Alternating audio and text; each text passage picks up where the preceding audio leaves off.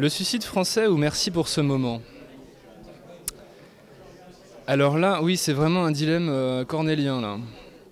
Euh, je vais dire merci pour ce moment, mais je reconnais que j'en ai lu aucun des deux. Mais oui, j'ai envie de voir toutes les saloperies qu'elle a écrites sur Hollande, ne serait-ce que pour. Parce que en fait, ce qui m'a fasciné, c'est à quel point les journalistes ils ont pris pour argent comptant ce qui était dans ce livre, et notamment le type qui s'appelle Philippe Croison, là, qui a tous les membres coupés, là, qui a traversé la Manche. Apparemment, Hollande aurait dit de lui, d'après Trierweiler, donc taux de crédibilité pour moi très très fin, il aurait dit de lui: je déteste les mecs qui font commerce de leur handicap.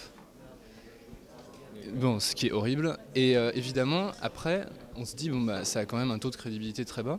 Et pourtant, France Info a fait une espèce de petit reportage. Ils sont allés voir Philippe Croison en lui disant alors, Philippe Croison, qu'est-ce que vous avez pensé de ces déclarations de Hollande?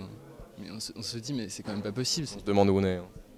Non, mais franchement, pour moi, France Info, c'est quand même journalistiquement assez. Enfin bon, bref, voilà. C'est dit. Voilà ce que j'en pense. Fleur Pellerin qui n'a pas eu le temps de lire depuis 2 ans, ça vous inspire quoi? Un bouquin que vous conseilleriez à Fleur Pellerin? Bah oui, c'est vachement triste, et en même temps, si elle est censée bien gouverner le monde de la culture, on a envie de se dire bon bah peut-être qu'il vaudrait mieux qu'elle connaisse bien ses dossiers, surtout quand on sait que ces ministres, on peut les changer de place et du jour au lendemain ils peuvent être à l'économie. Enfin bon, je dis que c'est quand même pas mal qui maîtrisent leur dossier avant de lire. Si elle a lu suffisamment dans sa vie, disons que ça ne me gêne pas. Mais effectivement, pour Modiano, c'était d'autant plus ridicule qu'elle avait déjeuné avec lui juste avant. Et bon, après, il se trouve que Modiano, c'est mon auteur préféré. J'ai tout lu de A à Z, donc ça m'a d'autant plus... j'ai trouvé ça un peu ridicule. Et donc, quel livre je lui conseillerais? Si elle a envie de commencer Modiano, Dans le café de la jeunesse perdue, qui est sorti en 2007.